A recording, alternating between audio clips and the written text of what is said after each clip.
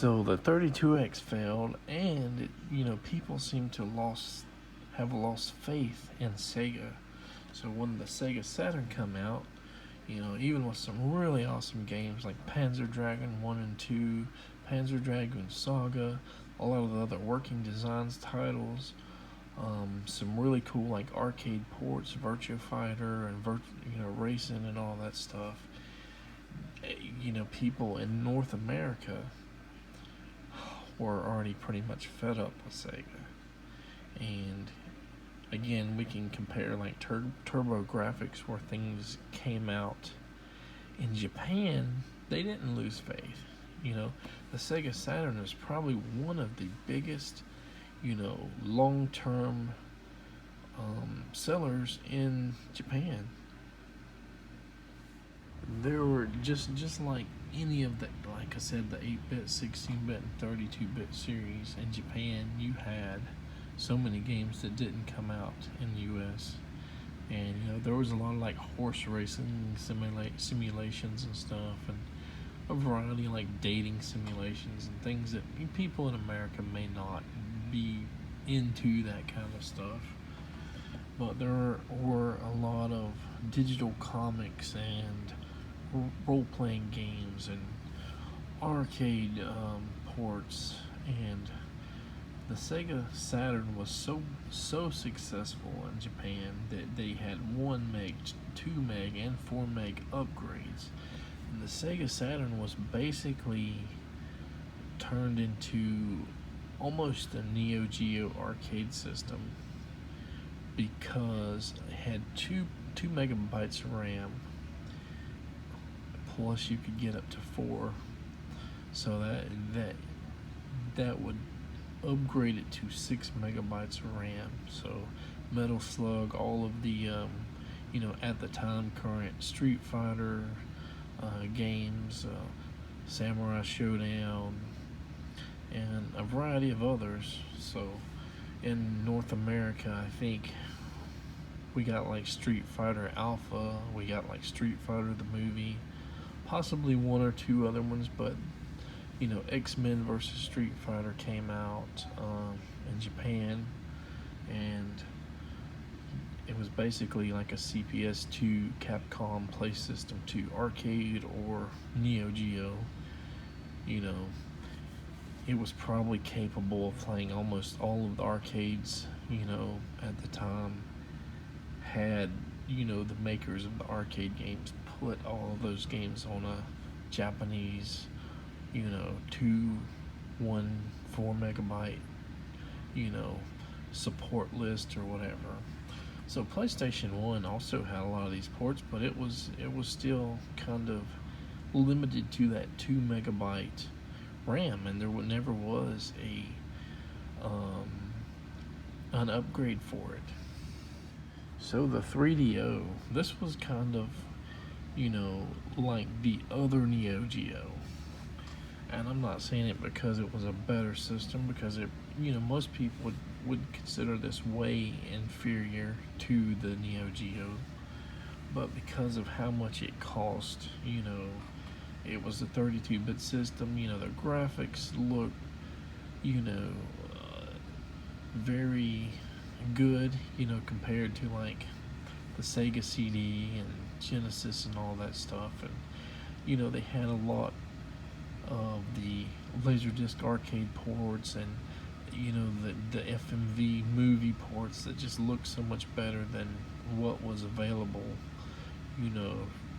again, for like the Sega CD. They were kind of infamous for the FMV games. And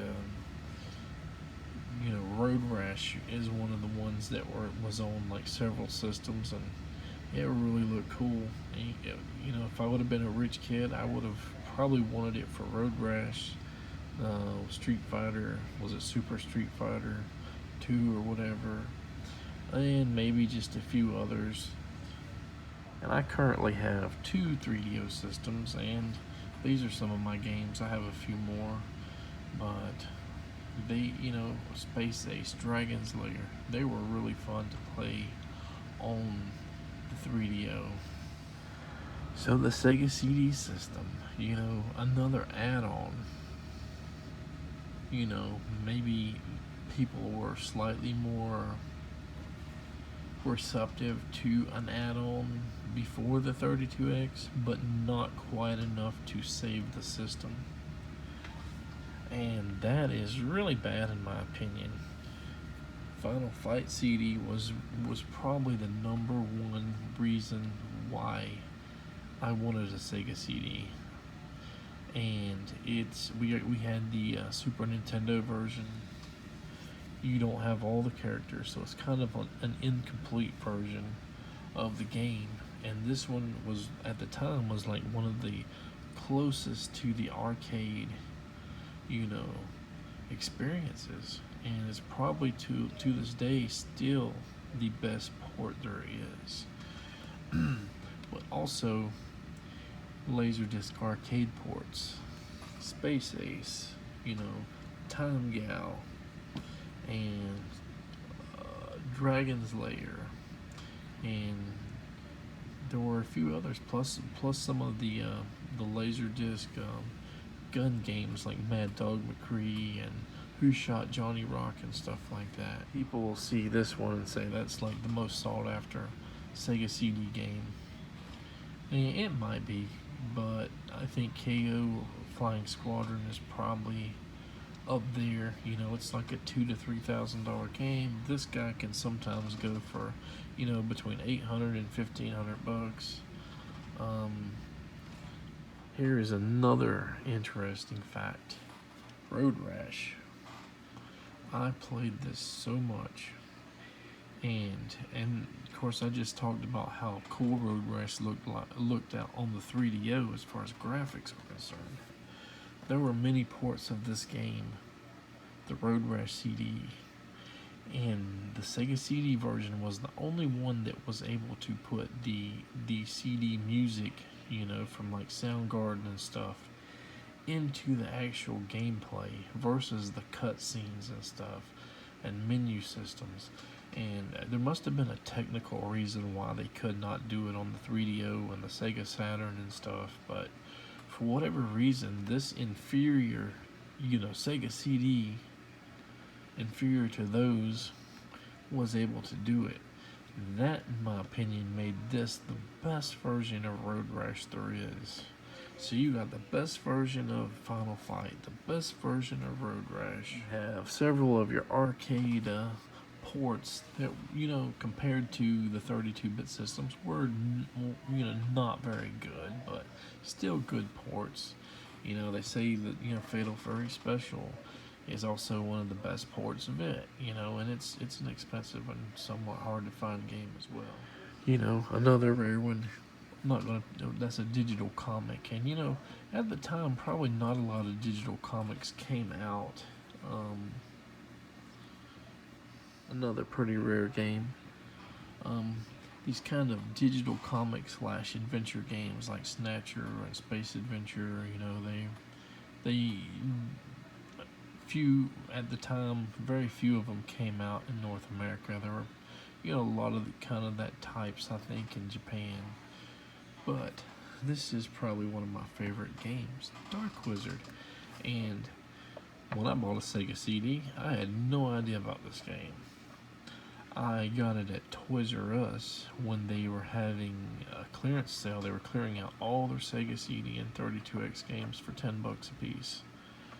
So this is one I bought, and the first couple times I tried it, I just couldn't get into it. It's, that type of game. It's multi-genre, RPG strategy kind of world simulation, adventure-ish, world conquering or land conquering. But even if you don't like some of the Koei games like Romance in the Three Kingdoms or Gemfire and stuff, you might still like this game because of the multi-genre elements in it.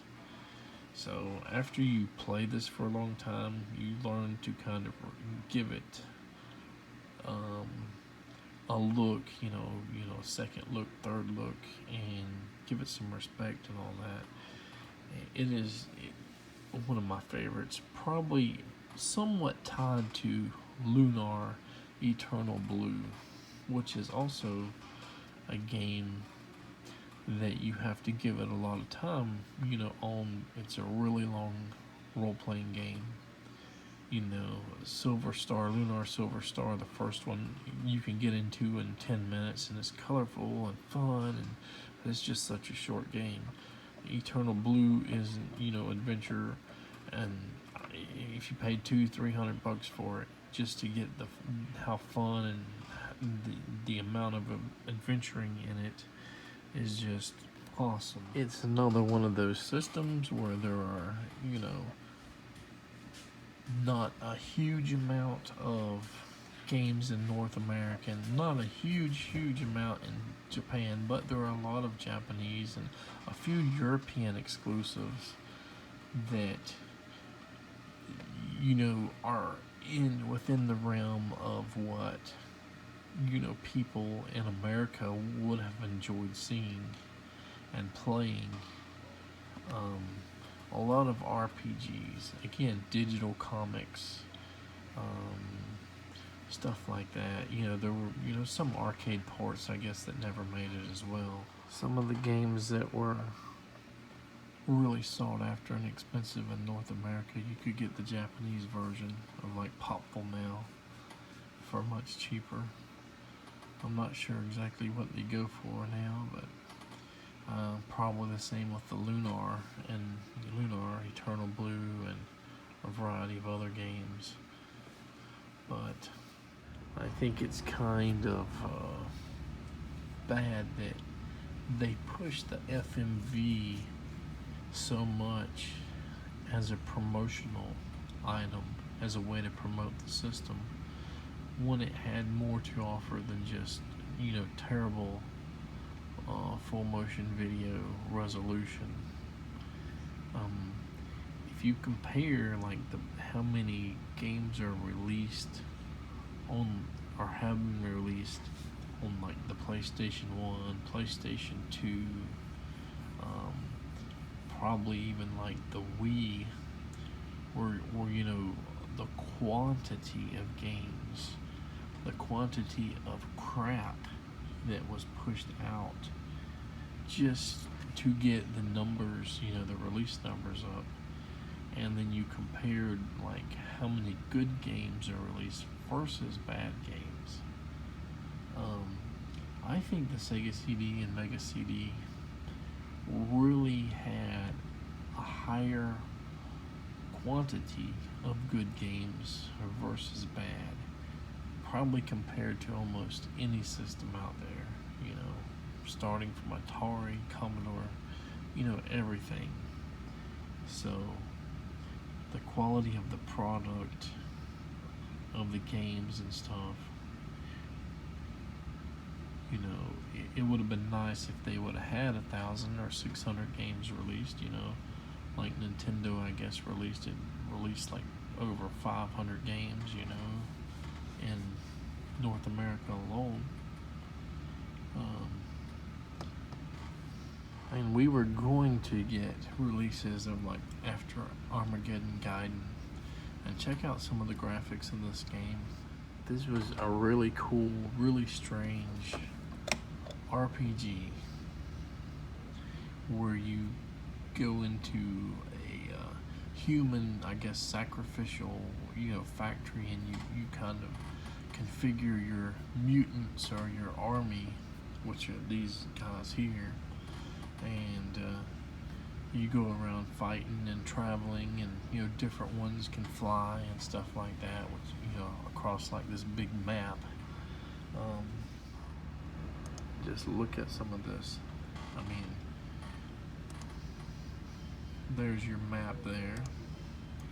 This is one of your first boss, Sergio or something like that, if I remember. Come on, look at some of these bosses here. Just they take up so much of the screen. I mean, who wouldn't want to play an awesome game like this? More bosses, more cool bosses. Three-headed dog there with snakes, dragons. So they were also supposed to release, I think, Dragon's Lair 2, Time Warp, and some other Laserdisc arcade games. And I think one of the like Thunder Force games, there was like an Indiana Jones adventure game. There was like some kind of underwater like adventure game or something, and all these games got canceled because of the system. Only really lasted a few years. Another game that was on the Japanese version, or Japanese release, Burai or Burai. Another cool RPG with some cool art and cutscenes and boss battles here, and really cool game. I had to play through the first version on the Mega CD system, and then I played part 2 on the PC Engine or TurboGrafx. Final boss here. Anyway, I'm not sure how like the PSP and a few of the other systems like Game Gear compared, how successful they were, but so I'll only briefly mention the PSP, and it's, I can't find fault in the PSP. It's like having a PlayStation handheld, and never got the Vita. But these were the systems I had that were not really considered successful, at least not in North America, and some of them were duds everywhere. Take care.